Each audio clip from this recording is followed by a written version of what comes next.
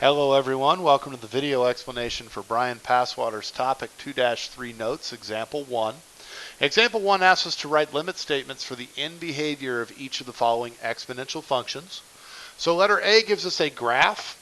It does not give us a name for our function, so remember that we should default to the default f of x for the function's name.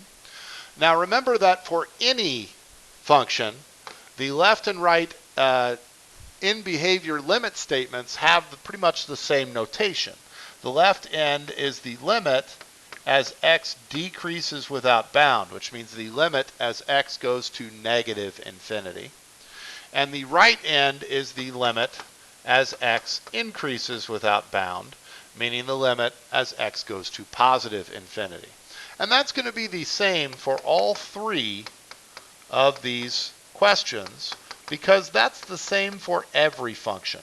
The left end behavior is the limit as x goes to negative infinity, and the right end behavior is the limit as x goes to infinity. Now remember that after that, we always insert the function's name. So for this graph, we're looking at a function that we don't know the name, so we call it f of x. And then we need to look at the actual end behavior. So in this first function, if we look at the left end behavior, as x decreases without bound, the function approaches the x-axis, which means the left end behavior is that the function goes to 0.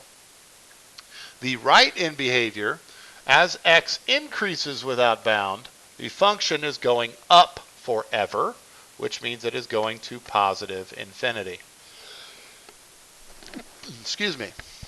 Okay, on to letter B. Again, we do not have a name, so we always, if we don't have a name, we default again to f of x. So when we do our limit statements, we're going to insert that name after our limit, and then we're going to look at the actual end behavior. So here in this graph, on the left end, as x decreases without bound, the function goes down to negative infinity. And on the right end, as x increases without bound, the function approaches the x-axis, which is the line y equals 0. So, again, notice that the end behaviors of every exponential function, one end goes to 0, and the other end either goes to positive or negative infinity. This is true for every exponential function. Those are the only three things that will ever be the end behavior value, the limit value at the left or right end of any exponential. It must be 0, positive infinity, or negative infinity. And one of them will be 0. The other one will be either positive or negative infinity. Now the last one is complicated by the fact that it is written in general form, but they did not give us a graph.